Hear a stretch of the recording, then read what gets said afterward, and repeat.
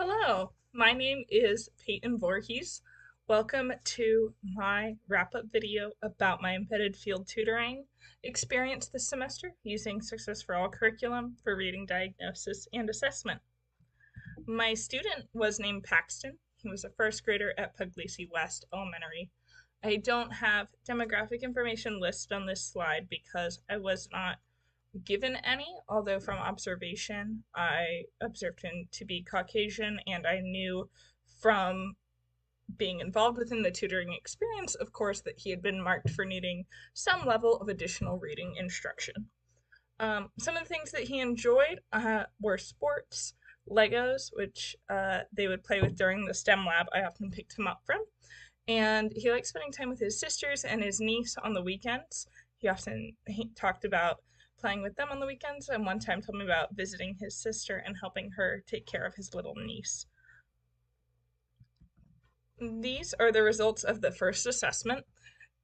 As you can see, there are 5 categories listed across the top. This is because with Paxton having been marked to only go as far as tutoring plan 2, there were only 5 skills that he was assessed on the first assessment, and he only worked on these 5 throughout our tutoring time. And so the chart shows his scores in these categories, and the results were found by averaging his percentage score on each area. So PA 1, 2, and 3, for instance, were all averaged together, his percentage, and then we were able to find a percentage for all of them. So as you can see, things pertaining to reading words are a bit lower, but phonemes and letters are up higher because that is more foundational. He'll have had more basic experience with that. I was initially surprised to see concepts of print high, but that also would have been something he'd have modeled for him repeatedly, and it's when I thought about it, I couldn't think of necessarily when I learned what direction to read a book in, which is the words, which are the pictures, and a lot of those skills and concepts of print, I couldn't really pinpoint a time where I learned that, and so there is something to be said that it's just learned very early on through seeing it modeled. After this, so we began tutoring plan 2, and by the second assessment, there's not much change. So on the day of our second assessment, Paxton seemed disengaged and tired. These mostly stayed the same. There's a decrease at word skills, but fortunately an increase at letter skills, and I do attribute this to, again, that being a more foundational skill. I also think we were able to move through more letters in the amount of times as we can move through a type of word. So for instance, something like a CVC word, I will do multiple with him to understand that he gets the concept rather than having memorized a singular word. And that's not really the case with letter skills. So it makes sense that even throughout the other assessments, that would show quicker progress. But I was still sort of uncertain after this assessment, so I spoke to Mrs. Bellato about it, and I told her that he just seemed disengaged, and if she could let me know anything she knew from the classroom teacher, if this was common or not. She said his name had been brought up recently, and so there may have been something going on at the time that they chose not to make me privy to, but it did not continue to be a problem with Paxton, or there would be times where he would be less engaged, but it was not to this extent. And so I mostly attribute this to a one-off occasion. But to refocus on the elements of tutoring within my control, after this, I decided to alter some activities to better represent the exam or the assessment. And so for this reason, I decided to change my phonemic awareness activity, which had originally involved me drawing out a box for each letter sound in a word, and Paxton pointing at the box as he says the sounds. I simply switched it to one of him just tapping without the prior boxes, and this meant that he didn't have that preconceived amount of boxes before him telling him the right answer, and since it didn't require as much of a scaffold, it was something he would be able to implement should he choose to do so on an assessment.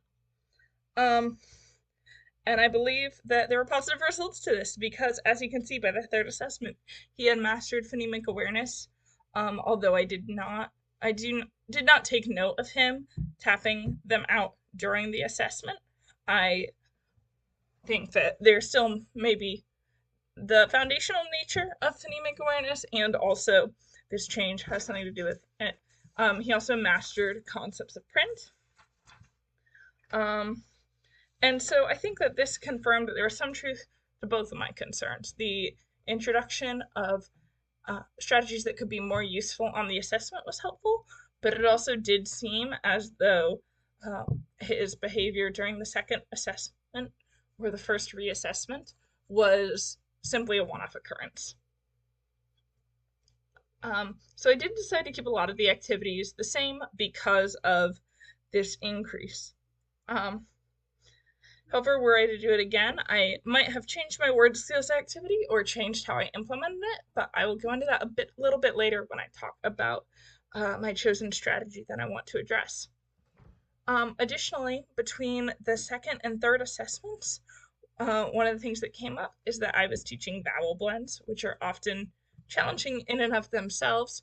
But as I was explaining them, Paxton seemed confused, and so I asked a few clarifying questions about vowels, hoping to review, and he said that he did not know what a vowel was. And of course, I knew from his letter skills assessment that he knew all of his vowels and the sounds that they made, but had not been taught them as a collective or had not learned that term.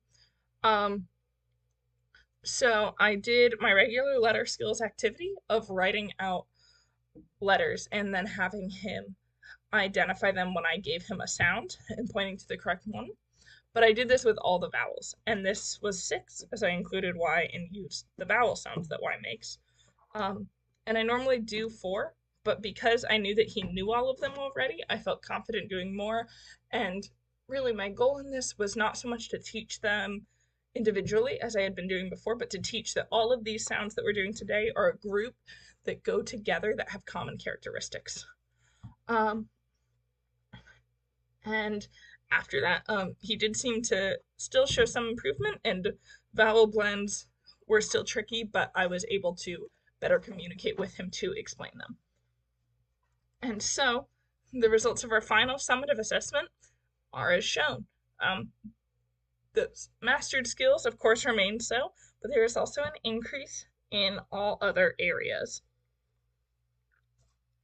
I realized after the third assessment that I wanted to make it clear to Paxton that he could use all strategies learned in tutoring sessions during the assessment. And so I emphasized that more in our final few tutoring sessions. And as we got to each section of the assessment and I explained what he would be doing, I would just add a phrase saying, and you can use any strategies that you think would be helpful. Because I was worried that maybe him not using them was not coming from a place of misunderstanding the strategies, but maybe coming from a place of misunderstanding the rules and expectations of the assessment itself. So, next up, as you can see, word skills was still the lowest, and so I did want to talk about my chosen strategy that I found to be difficult, but also very interesting. Word skills 2C is just called spelling words, and it uses sounding out a word and writing blanks for each sound and then filling them in to spell a word. So the example I put in my PowerPoint is just the word stop. So you would say stop. And then you can fill in your blanks now that you know the number of sounds in the word. However, one of the distinctions that came up with this is students would sometimes have a different perspective than I did or than I thought phonetically ought to be the number of sounds in the word. So a student may say st, and then write the ST and the O and the P like this. And so I was originally separating the S and the T because they both make the same sound that they make on their own, which would not be the case with something like SH, and was trying to make that distinction. But after talking about it with a guest speaker in our class who is very passionate about teaching phonics, she was ultimately saying that that's just another form of blending. And so really It's better that they're learning that blending skill than the technicalities of why we do or don't separate certain sounds. And so in my final tutoring sessions, I tried to avoid making this distinction and simply focus on students arriving at that conclusion. To remember that this isn't something that's being taught as a right or wrong answer to be given. The blanks that they write aren't the answer, but the word that they spell is. And so the blanks are simply a part of the strategy. And so it's how they arrive there. Um, but I do really like this style of teaching spelling, and I think that I would like to implement it more in a way that is faithful to that end goal of spelling rather than the correct number of sounds or blanks written. Um, from the results of tutoring, I recommend that Paxton just continue additional reading help as he has been. I don't know of any of his diagnoses or interventions, but from the exposure I had, I assumed him to be closer to a tier 2 level of support with the pull-out instruction and individual work, but not any IEP plan that I was exposed to, either for confidentiality reasons or because it does not relate to reading. And so I think that him remaining within that tier 2 area would be ideal.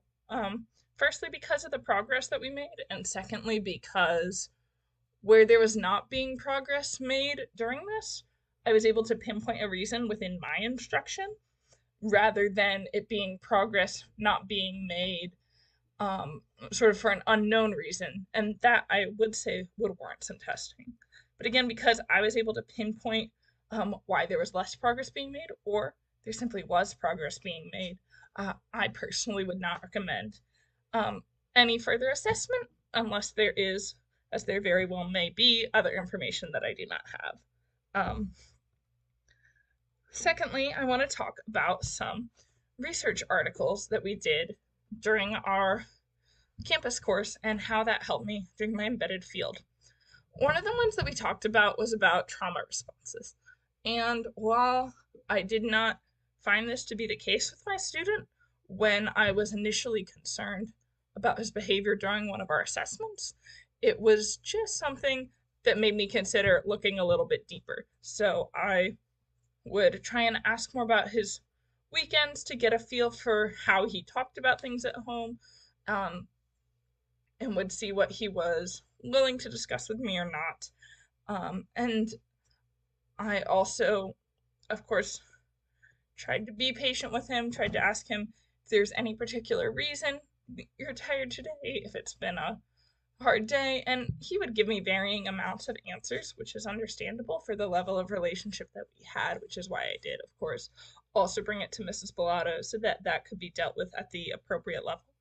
But ultimately, this was just a reminder that a lot of things can look this way. So, not every symptom of trauma necessarily means it. It just means to look deeper.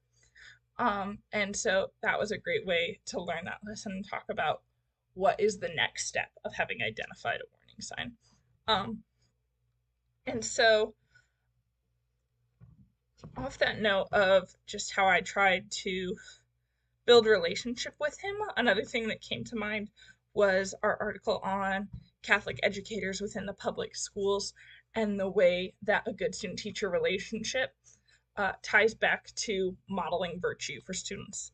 I really struggled to feel like there was a relationship because of the amount of time that we had and the work that needed to be done within that time often meant there wasn't as much personal relationship between me and Paxton, but that was also built over time. And so some of that is showing up, being consistent and encouraging, and gradually building that relationship.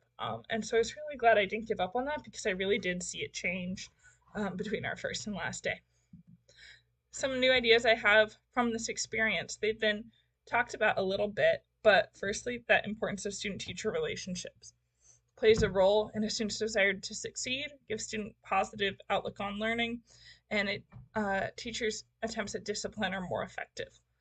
All of these came about gradually, and I think when I first started and felt I didn't have a relationship, I was kind of panicked because I felt as if I needed to have that relationship before any work could be done. And that was sort of a false idea that I had to get over and trust that the relationship would be built as we worked rather than before.